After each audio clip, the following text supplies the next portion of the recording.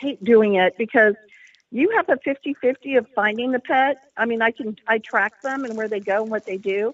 I just did one recently where I told the woman it was over here, like on the far east part of town. And what happened was I was one house over, but animals are moving all the time. And then unfortunately, she found bits and pieces of her dog. I guess a group of coyotes had gotten to it.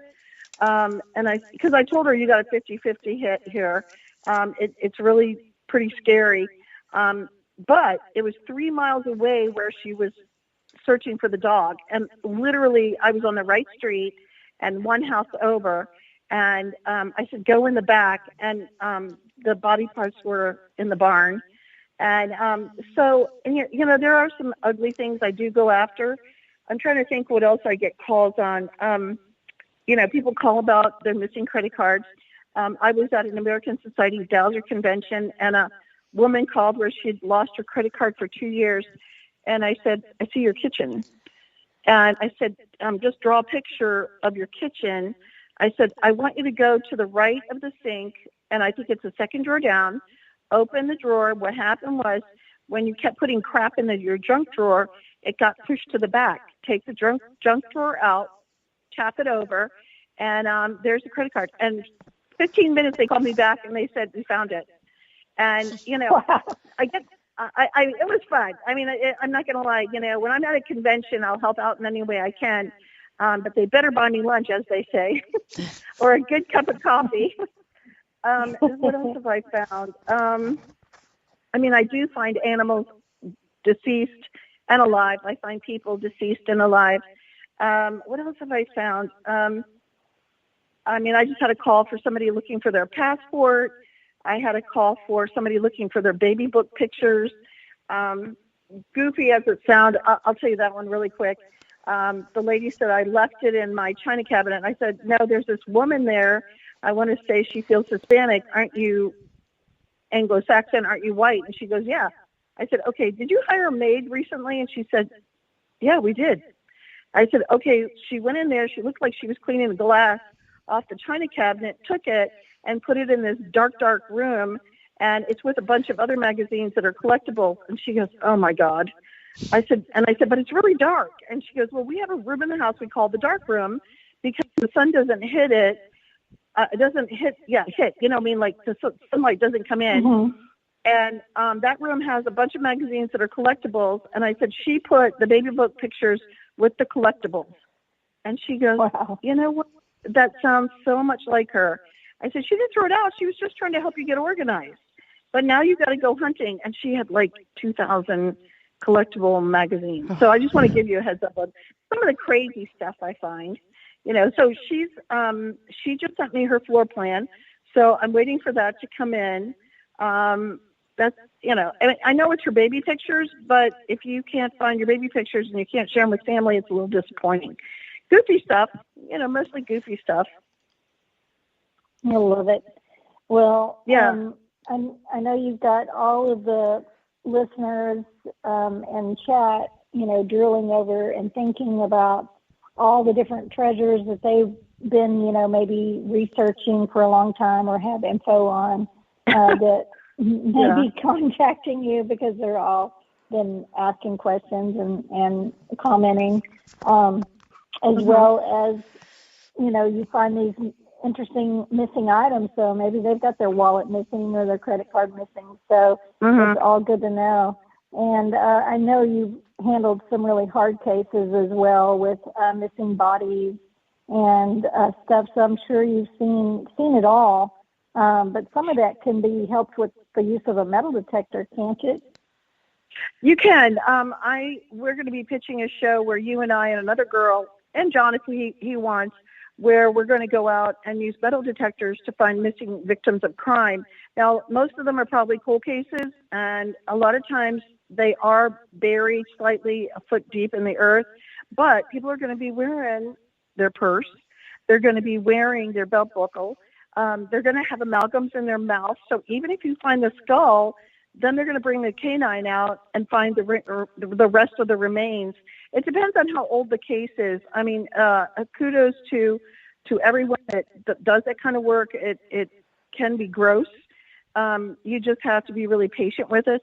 And then, of course, you've got treasure hunting, and you find stuff, and you find dead bodies with the treasure hunting. We had a case in Virginia, because I'm from Virginia, and the military went out, and they were doing training, and they were digging up areas. I don't know why the heck they were digging up areas. I guess they were new foxholes or something.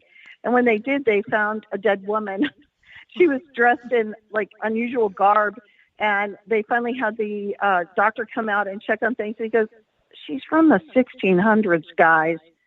Really?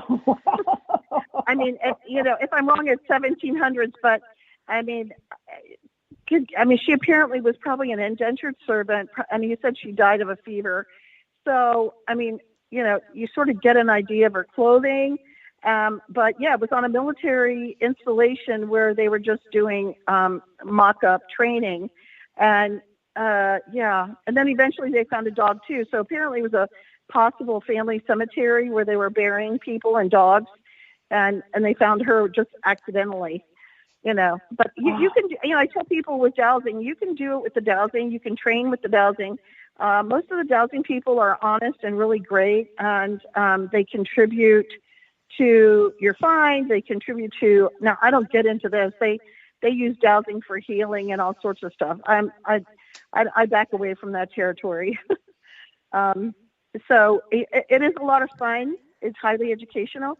But when you're using a gear and you're standing there and all of a sudden you hear beep, beep, beep with your headphones, you probably go, hallelujah. Then you start digging. Yeah. Good. Go ahead. Good. I was just going to say, we have another question. He asked it earlier and we didn't get a chance. Have you been on any other paranormal radio shows? I know you'd mentioned to me before you have. What types of radio shows have you been on? So you can just Google they can just Google my name. It's a very odd spelling. So it's G like George, INETTE. And I started out when I was young. So I got into the paranormal field full time at 27. So my maiden name was Matacia, Matacia, and my married name is Lucas, Lucas. So all you have to do is Google my name, and different podcasts will come up and talk about a variety of things I've done. I mean, I find keys. I find all sorts of goofy stuff. And, of course, you have your 5% of people criticizing you or lying about you. And, the bad social media is out there, saying nasty stuff. With my work, I don't really become friends with the clients. In the paranormal, I become, hello, how are you? It's a business. And now with treasure hunting, I become a little bit more of a friend because I am so determined to find the treasure. Really love that field. Right.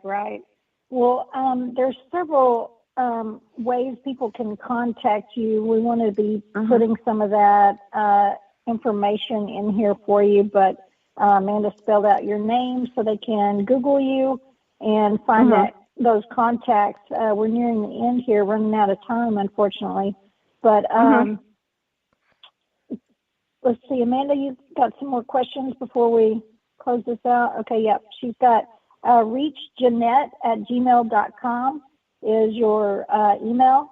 So y'all be sure if you would like to email her, reachginette@gmail.com. I know also, let's see, you're on LinkedIn? I'm on LinkedIn under Ginette Lucas. And on Facebook, I'm under my father's name, Louis Matacia, Louis Matacia, Matacia, and they can look on your site and see that. My site just keeps getting hacked. A lot of psychics try to tag themselves to my material, and it falls apart frequently, and there's not much I can do about it. So it's easier to reach me via my father's site, Facebook site, or my email. But if they get really frustrated, they can certainly contact you. Okay, yeah. So you can all feel free to contact me or Amanda, and we can get her contact information to you. And sure. I am sure you're going to be getting a lot of people reaching out to you after this because I know you've really piqued the interest of a lot of people. Anybody have any more questions for Ginette before we close out this evening? Can't believe how fast it flew by. I know. It's so much information. Well, I mean, treasure hunting is a blast. I mean, when you find just a ring in the dirt, you're touching history sometimes.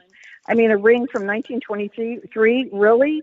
I mean, I bet the farmer fell off the farming tractor, and then he got the ring off. He fell down, and the ring fell off, and he was wondering for however long it was, and he's probably deceased. Where'd my ring go? Exactly. And that's what's so wonderful. It's part of it. We've talked about this on our shows all the time, Amanda and I, about, all the history we encounter every day with every item that we dig up out of the ground or find, and how we touch history every day and bring history to life. And it's just part of the thrill of the hunt too. That's so exciting for most all of us treasure hunters, if you will, if you want to call us treasure hunters, if you want to call us, some of our listeners consider themselves just relic hunters or something of that nature. But anyway, it's just so much fun and fun saving some history. And like you said, they all have a story, a connection that connects to people, which connects us all. So I love it. Yeah, it is great. And of course, I have two warnings before we get off the phone here is definitely do your contracts. Definitely do your contracts with the homeowner and the property. And I know this sounds silly, but I tell people, be careful where you eat.